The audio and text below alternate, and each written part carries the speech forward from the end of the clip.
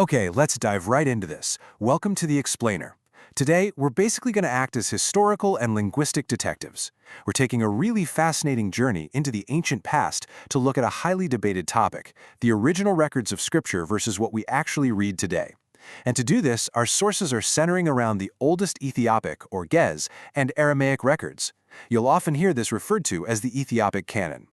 So here's the central question our source material poses, and it's a big one.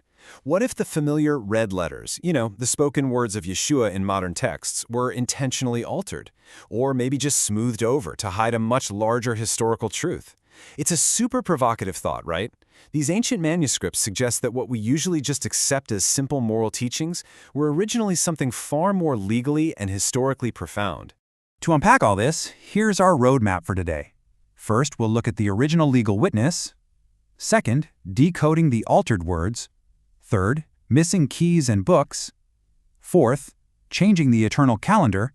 And finally, restoring the heavenly laws. Section 1. The original legal witness. Approaching these linguistic differences totally impartially, we start to see a massive paradigm shift between the two versions. We're looking strictly at what the actual language differences between modern texts and ancient Aramaic and Ethiopic records tell us about the speaker's true role. While modern translations frequently frame Yeshua's teachings as, general religious debates or lessons in personal morality, the oldest Ethiopic records reveal a very different persona. According to these ancient texts, he wasn't just giving friendly moral advice. He was actually acting as a formal legal witness, delivering binding statements of fact. And what exactly was this legal witness exposing? Well, the sources indicate he was actively calling out the administrators of his day for three major crimes. First, physically changing eternal laws. Second, suppressing true historical records. And third, deliberately altering the original spoken word and the original names. So he was literally building a legal case against an administrative takeover. Imagine discovering that the moral teachings you've heard all your life were actually a formal, historical, legal indictment. Moving on to Section 2.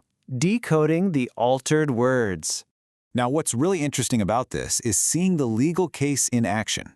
We can compare the modern English text directly against the original Aramaic and Gez terminology.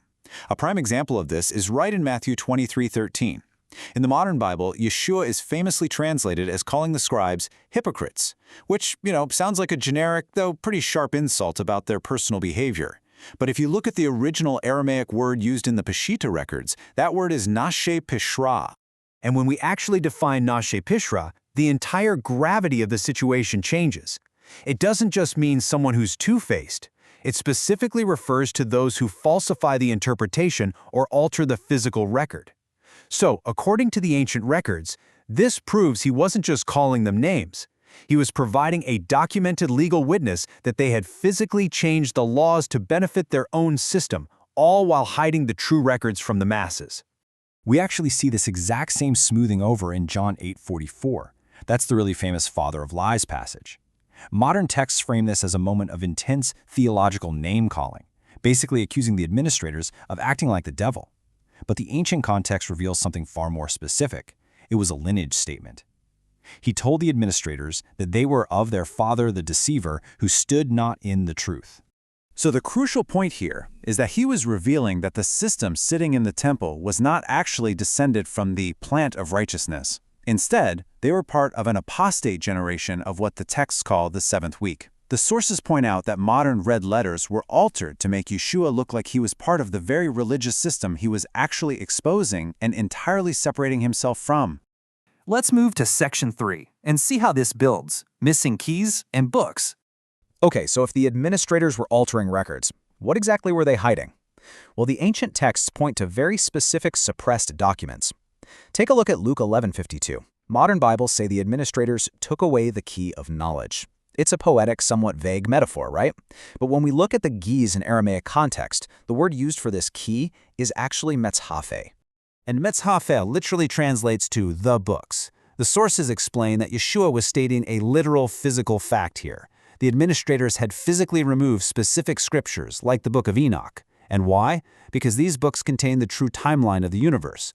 By removing these literal keys, the authorities made it practically impossible for the people to see the truth of the beginning and the end. This suppression of texts completely reframes the famous teaching of the broad way and the narrow path. Today, it's usually taught as a lesson in personal morality, don't follow the bad crowd. But the original spoken word was about the derrick, the way, or the path. The ancient texts explain that the broad way is actually the institutionalized system of the man of sin followed by the masses. The narrow path, on the other hand, is the original law, hidden and preserved in ancient mountains, which only a remnant would find precisely because the records had been suppressed. Section 4. Changing the eternal calendar.